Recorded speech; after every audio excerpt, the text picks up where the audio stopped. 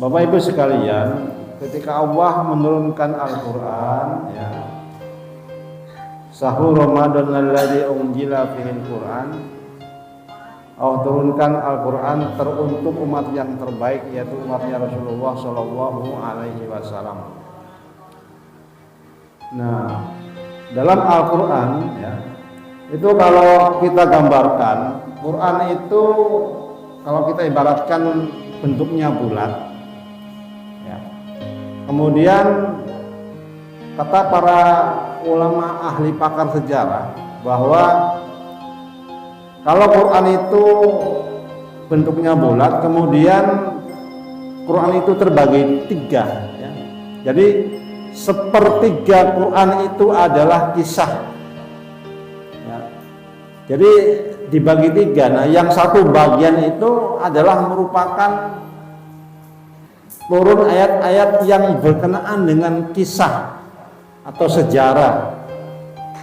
Maka Quran itu istimewa, menceritakan sejarah orang-orang yang terdahulu. Nah, ini penting karena dengan memahami sejarah di dalam Quran itu, menurut pakar ahli sejarah, bahwa itu merupakan kurikulum, ya, dalam kehidupan kita, dari kita hidup di dunia sampai kita nanti meninggal di akhirat nanti. Nah, itu merupakan panduan bagi orang-orang yang beriman. Jadi istimewa Bapak Ibu sekalian, bahwa sepertiga dari Quran itu adalah merupakan kisah, ya. Maka kalau kita membaca surat Yusuf, di surat Yusuf itu urutan yang ke-12 ada 111 ayat, gitu ya. Nah, itu merupakan sebuah kisah yang seperti kita membaca sebuah novel, ya. Itu dari A sampai Z itu Allah ceritakan, ya.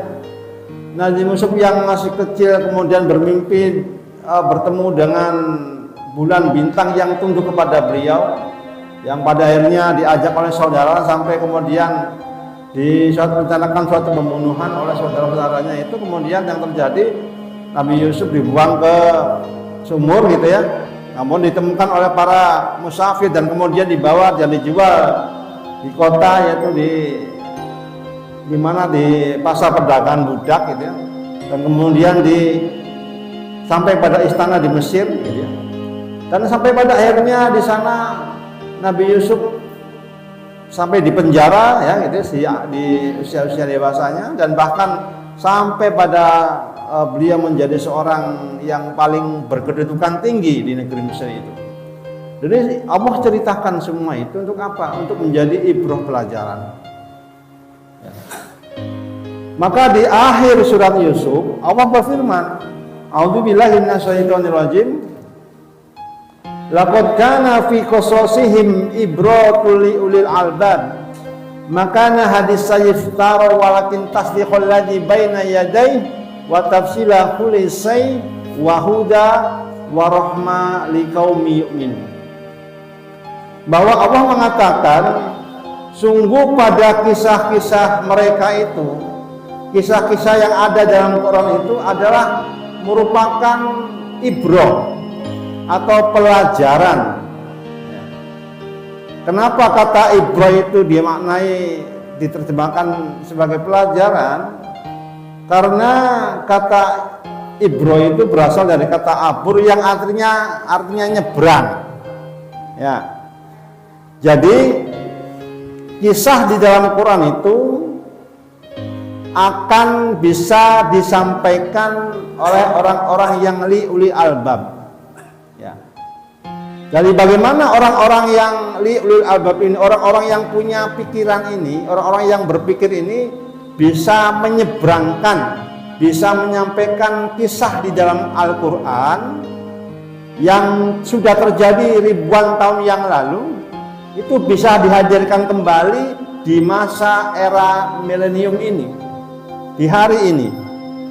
Nah, ini butuh orang-orang yang cerdas, yang liulil albab.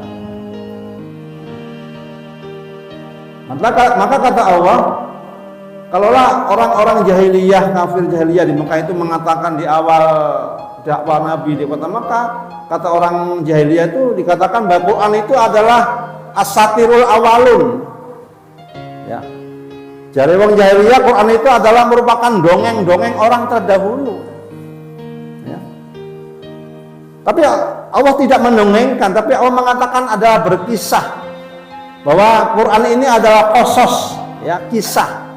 Kisah itu ada sesuatu yang pernah terjadi di mana di dalam kehidupan di masa yang lalu. Nah, kemudian pasti akan terulang lagi di hari kemudiannya. Makanya dikatakan makana hadis sayyiftaro walakin tasdiqul ladzi baina yadai wa tafsila kulli wa huda wa rahmah liqaumi yu'minun. Bahwa Quran ini adalah merupakan sesuatu yang akan menjelaskan dengan detil.